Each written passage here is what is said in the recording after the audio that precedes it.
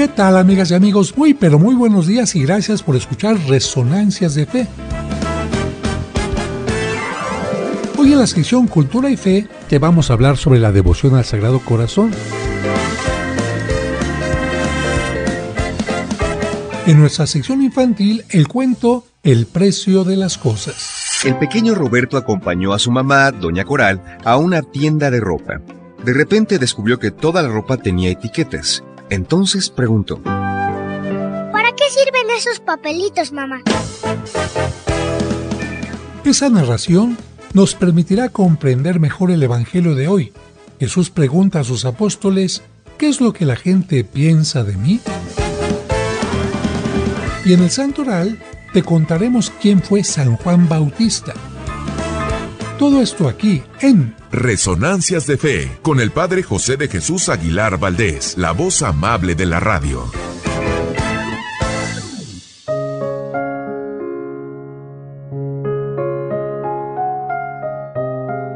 En cierta ocasión, un grupo de personas decidieron buscar la mejor manera de hacer oración. Al principio, permanecieron muchas horas en silencio, pero esto no los convenció. Entonces se pusieron de rodillas y juntaron sus manos. Pero esto tampoco fue de su agrado. Luego utilizaron palabras, pero no se sintieron contentos. A las palabras añadieron el canto y como comenzaron a sentir que estaban cerca de su meta, añadieron también la música. Entonces, como una inspiración celestial, comenzaron a mover delicadamente cada parte de su cuerpo. Comprendieron en ese momento que no era su mente o el corazón quien dirigía sus pasos, sino el propio espíritu interno que danzaba abrazado de su Creador. Así surgió el ballet, que no es solo movimiento, fuerza, gracia, armonía y perfección, sino una oración que conjunta el silencio, la música, la voz del cuerpo y del espíritu que se elevan humildemente ante Dios, el que inició todo movimiento. Quienes oran así saben que, poniéndose de puntas, pueden alcanzar más fácilmente el cielo.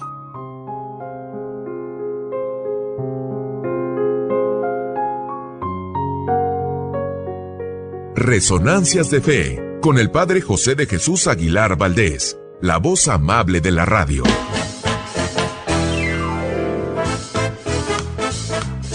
Muchas gracias por escucharnos y por ser parte importante de este programa que hacemos para ti con mucho cariño. Y como cada domingo le agradecemos a Dios por el don de la vida y le pedimos por ti y por cada uno de los tuyos, especialmente por los enfermitos o por quienes pasan por algún mal momento. Que Dios les llene de bendiciones. Y además de agradecer tu atención, quiero agradecer la presencia de mis colaboradores. En la producción, Sergio Enríquez Morín, y compartiendo micrófonos, nuestros invitados de hoy en las secciones del Santoral y Cultura y Fe, Raúl Mauricio Hernández y Salvador Romero. Amigas, amigos, espero que el domingo pasado hayan festejado, hayan apapachado, hayan convivido con sus papás en el Día del Padre y que también hayan hecho oración por los papás difuntos. Recuerden que en esta parroquia de los Santos Cosme y Damián siempre tenemos las misas gregorianas, que son pedir por los difuntos durante todo un mes. Y afortunadamente, en este mes de junio, muchas personas anotaron a sus papás para que pidiéramos por ellos, por lo que se está pidiendo todos los días en la Santa Misa por las personas que se anotaron.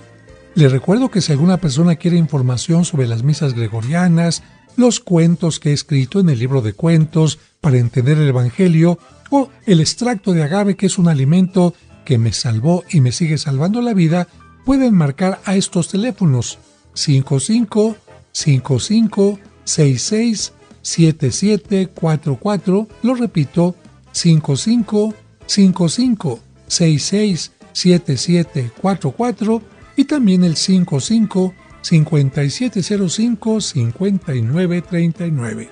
55 5705 5939. Un saludo para todos los traileros y transportistas de México y Estados Unidos que en este momento van escuchando el programa. Le pedimos a Dios que les bendiga y que lleguen con bien a su meta. También un saludo, como siempre, a los enfermitos y a quienes van pasando en este momento por un momento difícil. Recuerden que con la oración los momentos difíciles son más pasajeros. Los momentos difíciles son más llevaderos porque estamos sostenidos de la mano del Señor. Y en esta ocasión, el saludo se los mando desde Bogotá, Colombia, a donde he venido a hacer un video del Santuario de Montserrat y el Santuario de las Lajas, para que también conozcamos estos lugares. Así que el día de hoy no estoy en la parroquia de los Santos Cosme y Damián celebrando misa, sino en estos lugares donde también visitaré el Santuario de la Virgen de Chiquinquirá. Pero ahora nos vamos inmediatamente al cuento que todo mundo está esperando.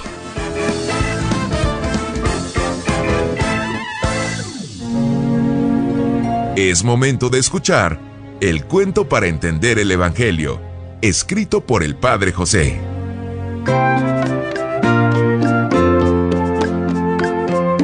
El precio de las cosas. El pequeño Roberto acompañó a su mamá, doña Coral, a una tienda de ropa. De repente descubrió que toda la ropa tenía etiquetas. Entonces preguntó: ¿Para qué sirven esos papelitos, mamá? Mira, hijo, muestra las características de cada prenda, la talla y el precio. Roberto nunca había escuchado la palabra precio. Por eso preguntó: ¿Qué significa precio? Es lo que se tiene que pagar para comprar o tener derecho a algo. Por ejemplo, si quiero comprar este vestido, debo pagar 1,000 pesos. Ese es su precio. Al niño le surgieron muchas dudas y volvió a preguntar: ¿Todos los precios son iguales? No, son distintos. Su costo es mayor para lo que es difícil de hacer o difícil de conseguir. Más tarde, el niño observó con atención lo que hacía su mamá en casa: barrer y trapear, lavar ropa y preparar la comida. Cuando se sentaron todos a la mesa, doña Coral sirvió la comida, pero, extrañamente, Robertito no quiso probar bocado. Entonces, don Roberto, su papá, le preguntó: ¿Por qué no comes, hijo? El niño explicó su razón. A mamá le costó mucho trabajo preparar los alimentos. Y yo no tengo dinero suficiente para pagar todo su esfuerzo.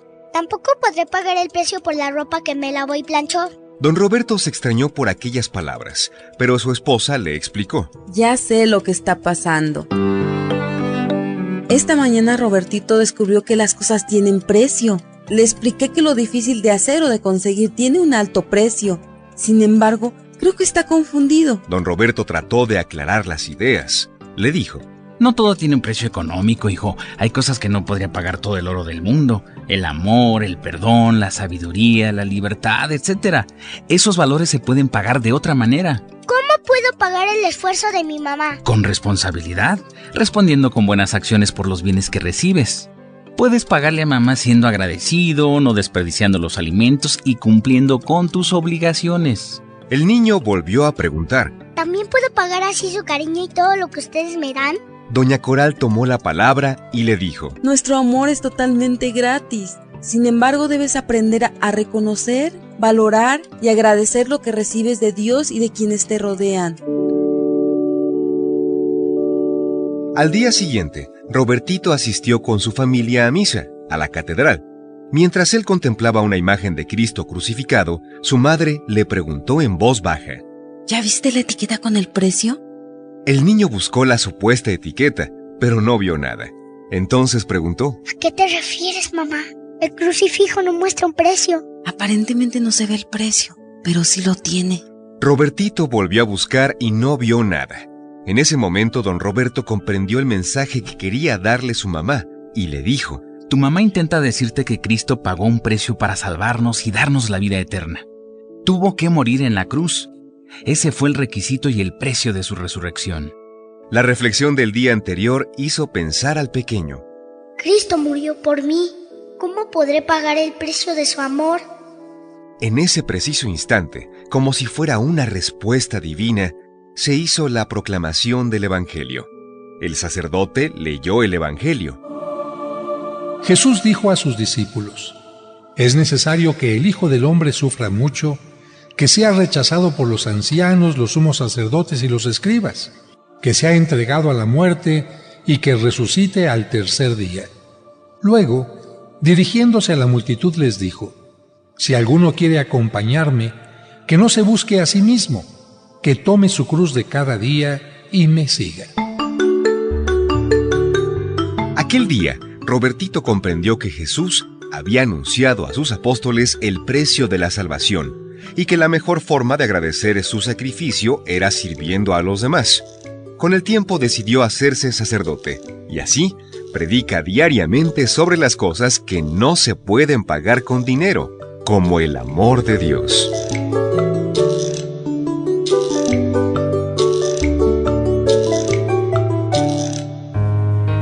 Este es un cuento escrito por el padre José de Jesús Aguilar Valdés y podrás encontrarlo en el libro Cuentos para entender el Evangelio. Escuchemos ahora en Resonancias el Evangelio de hoy. Evangelio de San Lucas, capítulo 9. Un día en que Jesús, acompañado de sus discípulos, había ido a un lugar solitario para orar, les preguntó: ¿quién dice la gente que soy yo? Ellos contestaron: unos dicen que eres Juan el Bautista, otros que Elías, y otros que alguno de los antiguos profetas que ha resucitado. Él les dijo: ¿y ustedes quién dicen que soy yo? Respondió Pedro: el Mesías de Dios. Él les ordenó severamente que no lo dijeran a nadie. Después les dijo: es necesario que el Hijo del Hombre sufra mucho, que sea rechazado por los ancianos, los sumos sacerdotes y los escribas, que sea entregado a la muerte y que resucite al tercer día. Luego, dirigiéndose a la multitud, les dijo: si alguno quiere acompañarme, que no se busque a sí mismo, que tome su cruz de cada día y me siga, pues el que quiera conservar para sí mismo su vida, la perderá. Pero el que la pierda por mi causa, ese la encontrará.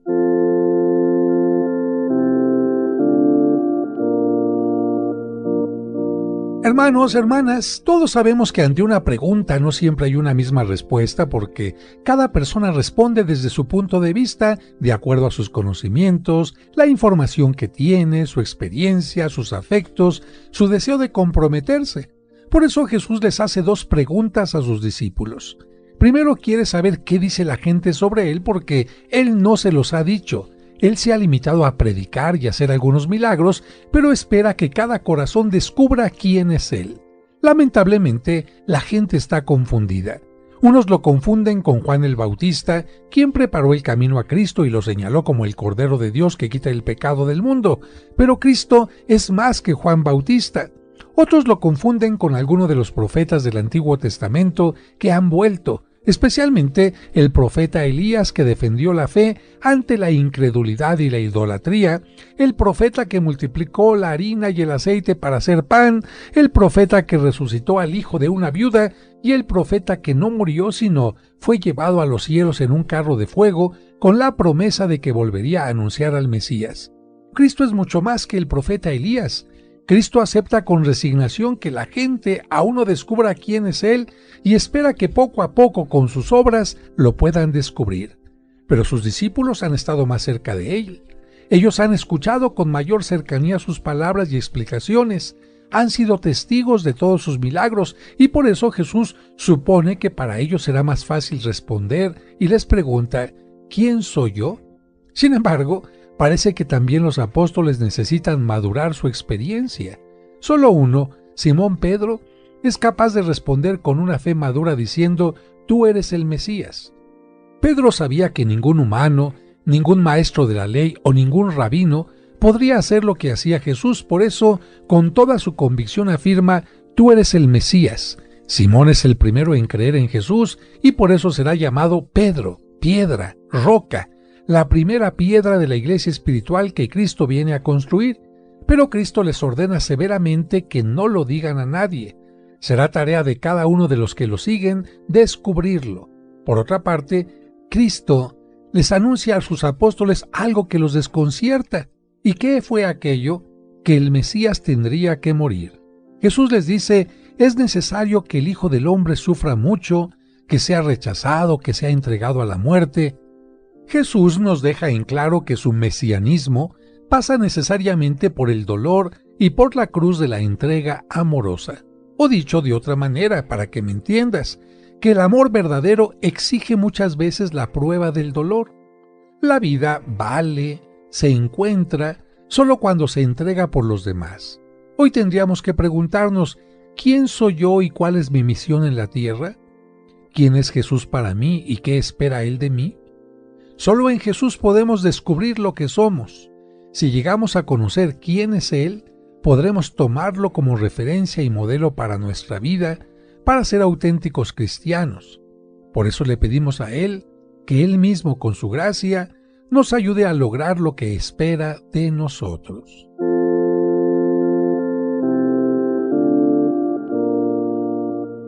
¿Listos para escuchar quiénes son los santos de la semana? Ellos son los hombres y las mujeres que han cumplido fielmente los ideales de Cristo. Escuchemos en Resonancias de Fe, el Santoral de la Semana.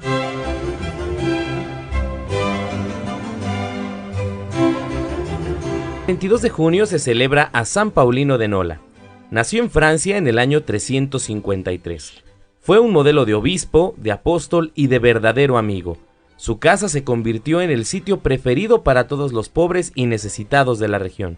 Para San Paulino de Nola existía un octavo sacramento que consistía en ser siempre amable y bien educado con todos. Dicen que a San Paulino fue al que se le ocurrió llamar a las personas a las reuniones con un instrumento de metal que retumbara a lo lejos. Y como aquella región se llamaba Campania, así amigos, Campania, por eso aquel instrumento se fue conociendo como campana. El 23 de junio se celebra al sacerdote San José Cafaso, el más grande amigo y benefactor de San Juan Bosco y de muchos seminaristas pobres, uno de los mejores formadores de sacerdotes del siglo XIX. A este santo le tocó combatir dos tendencias muy negativas que habían llegado a Italia: el jansenismo y el rigorismo. Estas corrientes se siguen metiendo en la iglesia de vez en cuando y es importante que podamos distinguirlas para no caer en sus errores. El jansenismo prohibía recibir los sacramentos a las personas que no eran muy santas.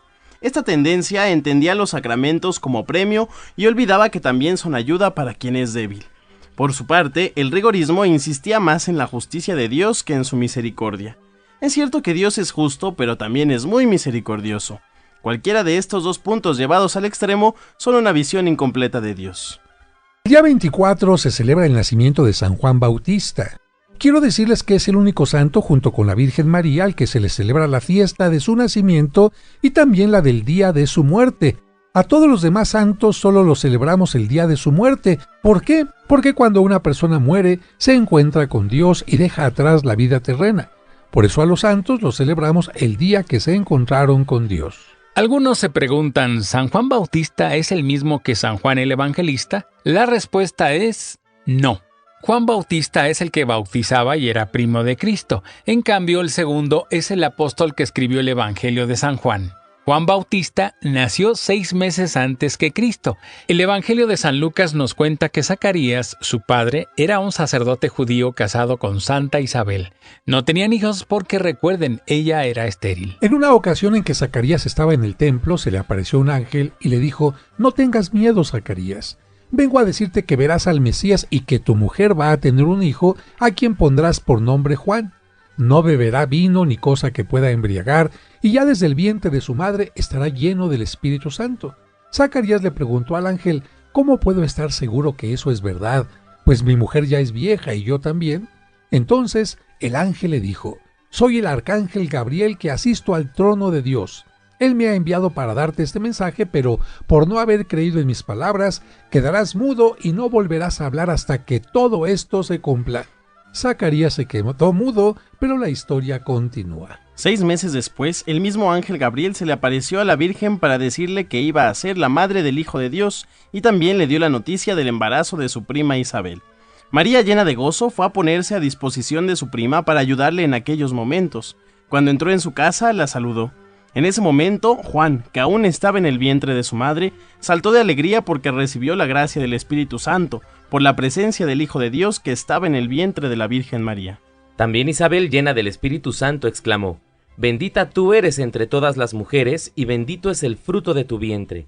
¿Cómo es posible que la madre de mi Señor venga a verme? En el momento en que llegó tu saludo a mis oídos, la criatura que hay en mi vientre saltó de júbilo. Dichosa tú que has creído, porque se cumplirán todas las cosas que te han dicho de parte del Señor». La Virgen permaneció en casa de su prima aproximadamente 3 meses hasta que nació San Juan. Cuando nació Juan, su padre Zacarías recuperó el habla. Con este milagro todos los de la región supieron que ese niño tenía una misión especial de Dios. El Evangelio no menciona nada de su infancia, solo menciona que cuando llegó a la edad adulta vivió en el desierto haciendo penitencia y oración. Se vestía con una piel de camello y comía lo que estaba a su alcance, es decir, frutas silvestres, raíces y principalmente langostas y miel silvestre. Cuando Juan tenía más o menos 30 años, se fue a la ribera del Jordán, conducido por el Espíritu Santo, para predicar un bautismo de penitencia. Ni siquiera se imaginaba que su propio primo Jesús era el Mesías, pero el Espíritu Santo le dijo que lo vería en el río Jordán y le dio una señal para que lo reconociera. Aquel sobre quien se pose el Espíritu Santo en forma de paloma, ese es. Cuando llegó al Jordán se puso a predicar, invitando a la gente a la conversión, o sea, a que cambiaran de vida y a que hicieran penitencia. También les decía: yo los bautizo con agua para invitarlos a la penitencia, pero el que vendrá después de mí es más poderoso que yo, y yo no soy digno ni siquiera de desatar la correa de sus sandalias. Él es el que los bautizará en el Espíritu Santo. Algunos judíos pensaron que Juan era el Cristo que tenía que venir y enviaron a unos sacerdotes a preguntarle: ¿tú quién eres? Él confesó claramente: yo no soy el Cristo. Los judíos le preguntaron: ¿entonces por qué bautizas? Juan les respondió: yo bautizo con agua, pero en medio de ustedes está uno a quien no conocen. Él es el que ha de venir después de mí. Poco después llegó Jesús al Jordán para ser bautizado por Juan, pero él se resistía a hacerlo diciendo: yo soy el que debo ser bautizado por ti. A lo que Jesús respondió diciendo: hazlo ahora, porque es necesario que se cumpla todo lo ordenado por Dios. Después del bautismo de Jesús se abrieron los cielos y se vio al Espíritu de Dios descender sobre él en forma de paloma. Y en aquel momento se oyó una voz del cielo que decía: este es mi Hijo muy amado, en quien tengo todas mis complacencias. Al día siguiente, Juan vio a Jesús que venía a su encuentro, y al verlo dijo a los que estaban con él: este es el Cordero de Dios que quita el pecado del mundo. Este es aquel de quien yo les dije: detrás de mí vendrá un varón que se ha puesto delante de mí, porque existía antes que yo. Desde entonces Juan dejó de bautizar e invitó a sus discípulos a que se hicieran discípulos de Jesús. Pero siguió predicando el arrepentimiento y la penitencia, incluso al rey que vivía en una situación muy especial. El rey Herodes se había casado con Herodías, la esposa de su propio hermano Filipo. Juan fue con él y le recriminó diciendo: no te es lícito tener por mujer a la esposa de tu hermano. Y le echaba así, amigos, en cara lo que había hecho. Herodes, instigado por la adúltera Herodías, mandó traerlo preso. Al principio tuvo la intención de matarlo, pero no se atrevió porque todos consideraban a Juan un hombre justo. En el fondo, Herodes le tenía respeto, pero la que deseaba matarlo a como diera lugar era Herodías, porque temía que a Herodes le remordiera la conciencia y se separara de ella siguiendo el consejo de Juan. Cuando Juan estaba en la cárcel, se enteró que algunos de sus discípulos tenían dudas sobre quién era el Mesías. Entonces los envió con Jesús para que vieran sus obras y aumentara su fe. Jesús les dijo: vayan y cuenten a Juan las cosas que han visto y oído. Los ciegos ven, los cojos andan, los sordos oyen, los muertos resucitan y a los pobres se les anuncia el Evangelio. Juan se alegró en la cárcel porque se estaban cumpliendo las profecías y el Hijo de Dios estaba en el mundo. Sus palabras y sus milagros eran la mejor prueba. Pero ahora le tocaba a Juan dar testimonio con su propia vida, con su martirio. ¿Y cómo llegó ese momento? Pues miren, en una fiesta se planeó la muerte de Juan el Bautista. Llegó el cumpleaños de Herodes y él celebró un gran banquete invitando a muchos personajes importantes. Durante la fiesta, la hija de Herodías bailó en presencia de todos. Su baile le gustó mucho a todos los invitados y principalmente a Herodes. Entonces el rey juró a la muchacha, que por cierto no se llamaba Salomé, ese nombre se lo pusieron después en otras historias.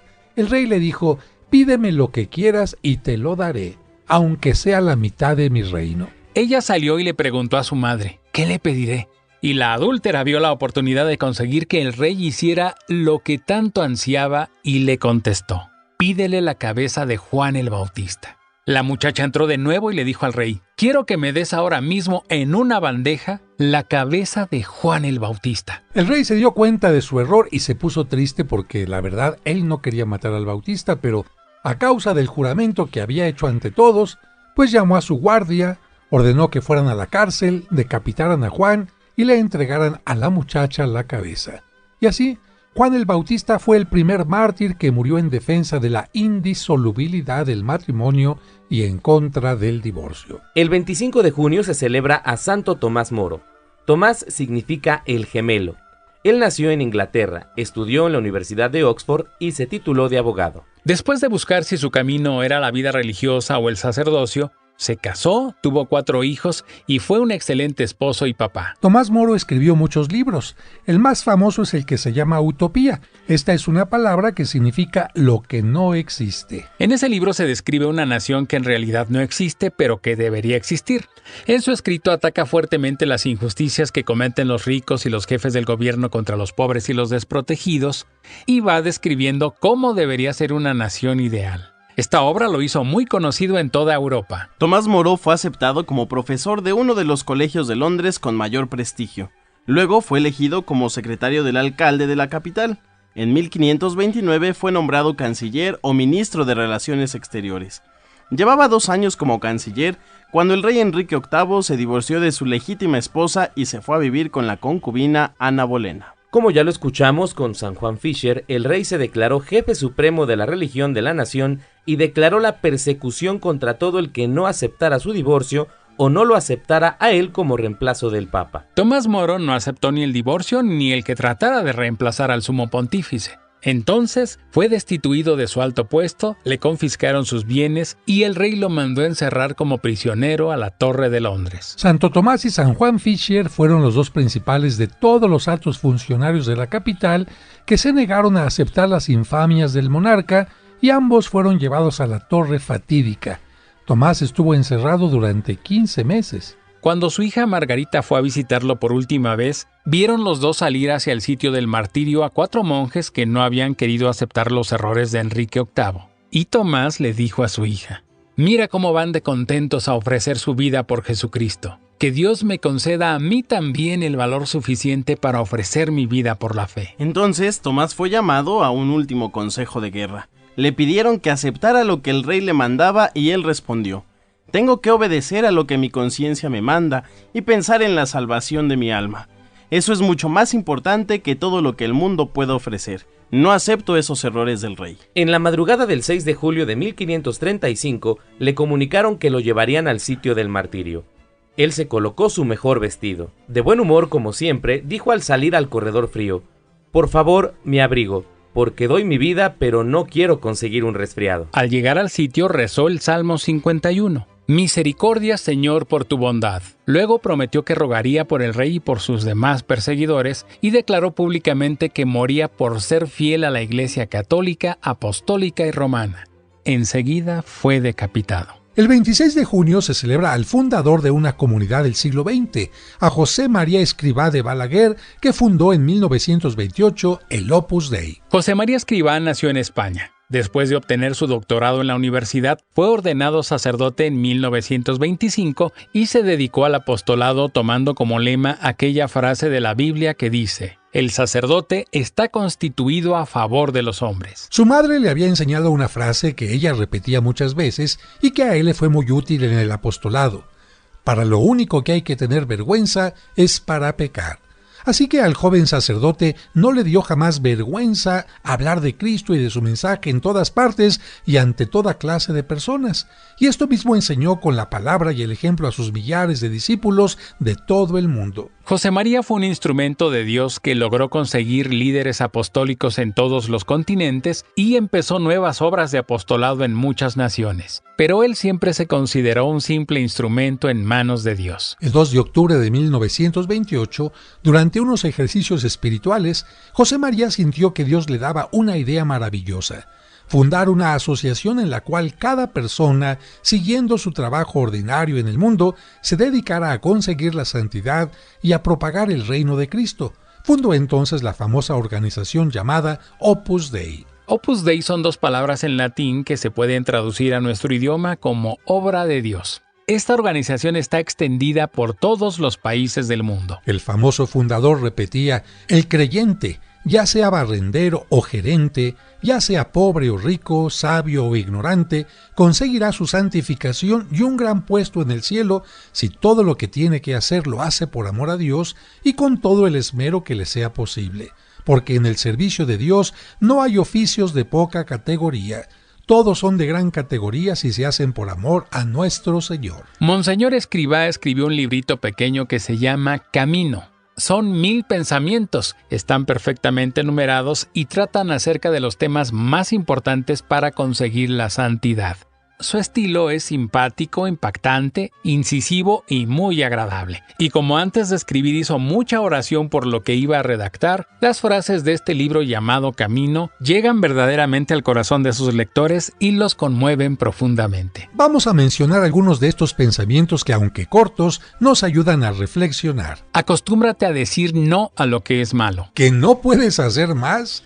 ¿No será que no puedes hacer menos? ¿Virtud sin orden? ¿Y a eso llamas virtud? Qué hermoso desgastar la vida por Dios y por los demás. Tu mayor enemigo es tu egoísmo. Si no te dominas a ti mismo, aunque seas poderoso, eres poca cosa. Al que puede ser sabio, no se le perdona que no lo sea. Desde 1928 hasta su muerte en 1975, José María Escrivá dedicó todas sus energías, sus grandes cualidades y todo su tiempo a extender y a perfeccionar la obra que Dios le había encomendado. El 27 de junio se celebra San Cirilo de Alejandría. Cirilo significa el que tiene autoridad. Su origen viene de la palabra ciris, que significa mandar. Durante 32 años fue arzobispo de Alejandría, que era la ciudad más importante de Egipto en ese tiempo. Este santo se hizo famoso en la antigüedad porque fue el que defendió que María es madre de Dios, porque en aquel tiempo Nestorio, patriarca de Constantinopla, empezó a decir que María no era madre de Dios, sino simplemente madre de un hombre. Por este motivo, San Cirilo le escribió diciéndole que a María la llamamos madre de Dios, no porque ella haya creado a Dios, porque a Dios nadie lo ha creado, sino porque es madre de Jesucristo, que es al mismo tiempo Dios y hombre. Cirilo le pidió que por favor retirara las afirmaciones heréticas que había hecho. Pero Nestorio respondió con insultos y siguió enseñando sus errores. Entonces Cirilo le escribió al Papa Celestino, a Roma, informándole de este error que estaba propagando Nestorio. El Papa reunió a los principales sabios católicos de Roma y, asesorado por ellos, decretó que Nestorio estaba en un error grave, error se decía en griego herejía, y que si se empeñaba en sostenerlo, no podía seguir dentro de la Iglesia por enseñar cosas contrarias a la fe, es decir, por ser un hereje. Amigos, ¿qué le pasa a una persona que inventa cosas o enseña cosas contrarias a las que enseña la Iglesia? Eso sí, cada persona tiene libertad para elegir en lo que cree, sea lo que sea. Pero si alguien es cristiano y enseña cosas distintas a la fe cristiana, está manifestando con eso que no quiere pertenecer a la Iglesia, que no está en comunión con la Iglesia. Y por eso se dice que está en excomunión. Nestorio provocó su excomunión al no querer retractarse y seguir propagando sus errores.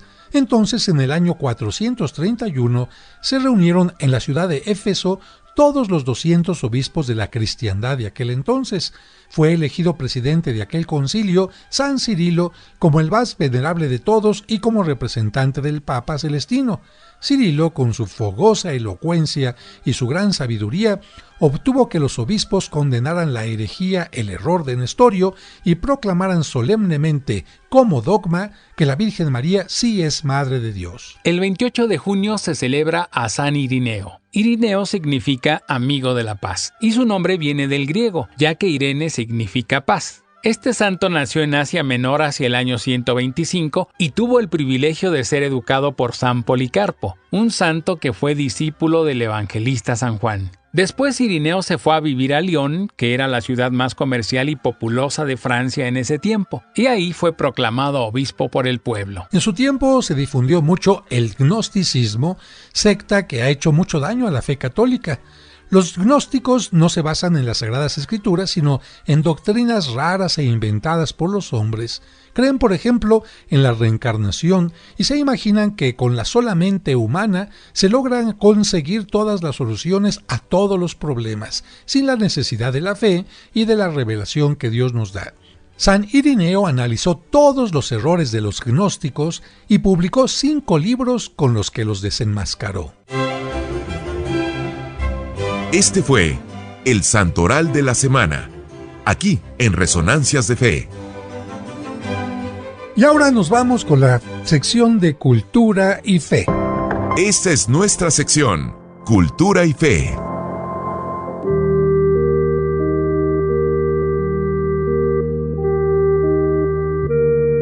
En esta sección hoy te vamos a hablar sobre la devoción al Sagrado Corazón y lo primero que nos preguntamos es si esta devoción está o no en la Biblia. Y por supuesto que está en la Biblia. Y es que el Evangelio de San Juan nos dice que cuando Cristo fue crucificado, un soldado le traspasó el corazón. Y eso es un signo claro de que Cristo nos amó hasta el extremo. Exactamente, la devoción al Sagrado Corazón se inicia con la lectura de ese texto y con la contemplación de Jesucristo en la cruz. Sin embargo, años más tarde, esta devoción se acrecentaría notablemente. Algunos piensan que comenzó con Santa Margarita María Alacoque, y ciertamente esta mujer tuvo ciertas visiones sobre el Sagrado Corazón, pero casi 300 años antes que ella, otra religiosa llamada Santa Gertrudis la Grande o Santa Gertrudis la Magna se encargó de difundir esta devoción, más o menos en el año 1280, cuando reveló al mundo la devoción al Sagrado Corazón. Lo hizo con una gran riqueza de símbolos, mismos que fueron tomados por muchos pintores. Santa Margarita María Alacoque nació el 22 de agosto de 1647 en Francia. Ingresó a un convento y cuando tenía 25 años de edad recibió la primera aparición del Sagrado Corazón de Jesús. Exactamente cuándo fue la aparición, miren, en 1675, una semana después de la fiesta del Corpus Christi. Y amigos, seguramente se preguntan, ¿fue solo una o fueron varias apariciones? La respuesta es que fueron varias. Se repitieron durante 2 años más, especialmente los viernes primeros de cada mes. El mensaje durante todas las apariciones fue el de recordar que Dios ama mucho a toda la humanidad, pero muchos no saben corresponder al amor. Les gusta que los amen, pero ellos no quieren amar, o bien piensan que el amor es solo cuando todo es color de rosa, y esto no es así. De hecho, para indicar que el amor implica esfuerzo y sacrificio, Cristo le mostró a Santa Margarita María un corazón con algunos signos. El corazón estaba rodeado de llamas o flamas, rodeado por una corona de espinas y con una cruz en la parte superior. Y ahora vamos a recordar las promesas que el Sagrado Corazón de Jesús hizo a Santa Margarita María. Estas promesas son 12 y comienzo yo con la primera. La primera consiste en esto: les daré las gracias que necesiten en su estado. ¿A qué se refiere? A su estado civil. Si una persona necesita gracias especiales como soltero, no son las mismas que como casado o que como viudo. Y el Sagrado Corazón dice, les daré las gracias que necesiten en su estado. En la segunda promesa Jesucristo dijo, pondré paz en sus familias. La tercera promesa dice, les consolaré en todas sus aflicciones. En la cuarta promesa Jesús dijo, seré su refugio durante la vida y sobre todo a la hora de la muerte. La quinta promesa dice, bendeciré abundantemente sus empresas. En la sexta promesa se dice que los pecadores hallarán misericordia. La séptima promesa consiste en que los tibios se harán fervorosos. La octava promesa dice, los fervorosos se elevarán rápidamente a la gran perfección. La 9ª promesa dice: bendeciré los lugares donde la imagen de mi corazón sea expuesta y venerada. En la 10ª promesa dice: les daré la gracia de mover los corazones más endurecidos. La promesa número 11 dice: las personas que propaguen esta devoción tendrán su nombre escrito en mi corazón y jamás será borrado de él. La promesa número 12 dice: prometo, en la excesiva misericordia de mi corazón, que su amor omnipotente concederá a todos los que comulguen 9 primeros viernes de mes seguidos la gracia de la penitencia final. Y finalmente, tomando en cuenta que la primera aparición a Santa Margarita María fue la semana siguiente a la fiesta del Corpus Christi, la fiesta se celebra la siguiente semana del Corpus Christi y en el día viernes. Por eso no es una fiesta con fecha fija, sino una fiesta con fecha movible.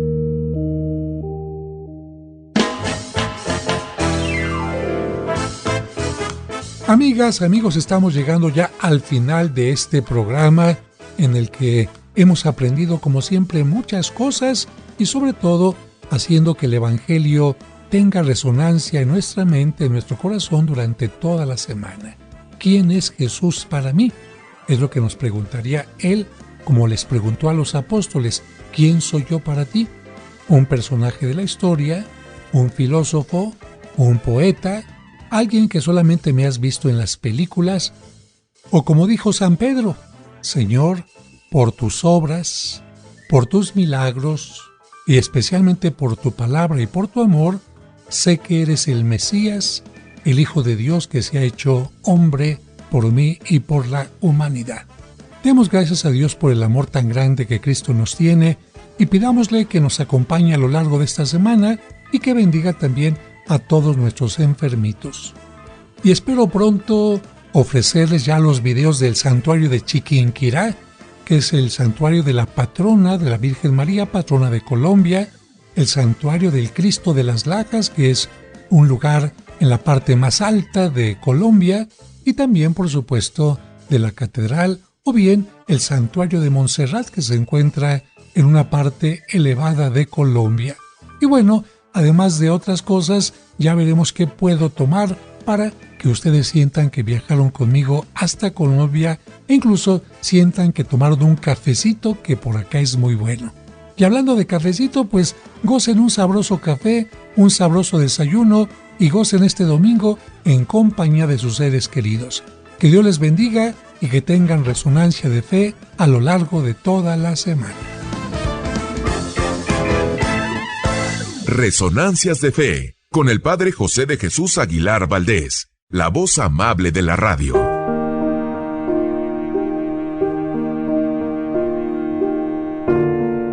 Señor, te damos gracias por esta semana que estamos iniciando. Queremos desde este momento ofrecerte nuestros esfuerzos y trabajos, el amor de las parejas, la inocencia de los niños, la sana inquietud de los jóvenes, la paciencia de los enfermos y el ejemplo de los ancianos. Te pedimos por quienes más necesitan de ti. Acompáñanos, fortalécenos, muéstranos el camino correcto. Danos humildad para reconocer nuestros errores y para perdonar a quienes nos ofenden. Ayúdanos a crear un mundo más justo, a defender al desamparado y a compartir los bienes con que nos bendices. Si en estos días vamos a ser probados, ayúdanos a superar la prueba. Y si tu voluntad es llevarnos a tu presencia, haz que nuestra muerte, unida a la de Cristo, sea el camino de la resurrección. Amén.